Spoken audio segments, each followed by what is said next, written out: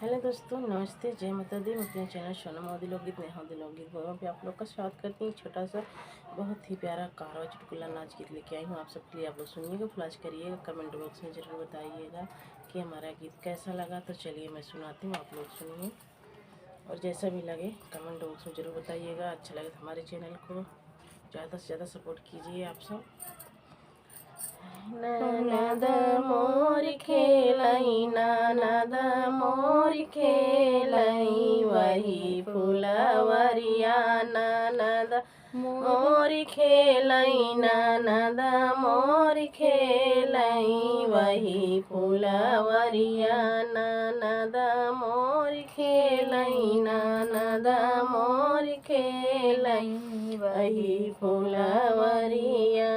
जात्या मोरे ससुर तोहई बोलौत्या, जात्या मोरे ससुर तोहई बोलौत्या। मालिया मजा मारई, मालिया मजा मारई, वही फुलवरिया मालिया मजा मारई, मालिया मजा मारई, वही फुलवरिया। ननद मोर खेलई, ननद मोर खेलई, वही फुलवरिया ननद मोर खेलई, ननद मोर खेलई, वही फुलवरिया।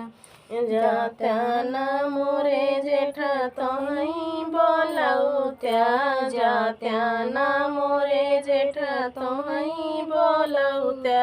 कहारा मजा मारई, कहारा नैना मारई, वही फुलवरिया।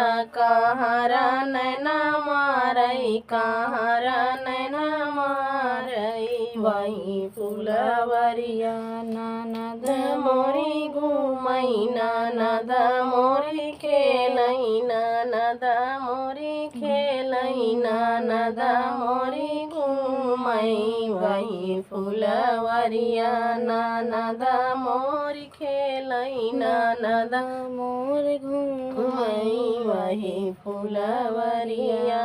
जात्या मोरे देवरा तोहई बोलवत्या, जात्या मोरे देवरा तोहई बोलौत्या। आहिरा मजा मारई, आहिरा मजा मारई, वही फुलवरिया।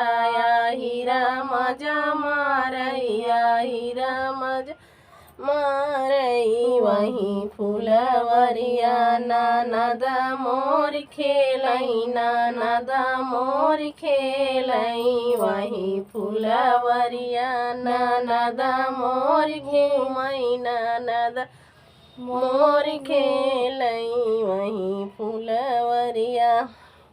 जात्या मोरे पिया तोहई बोलौत्या, जात्या मोरे पिया तोहई बोलौत्या।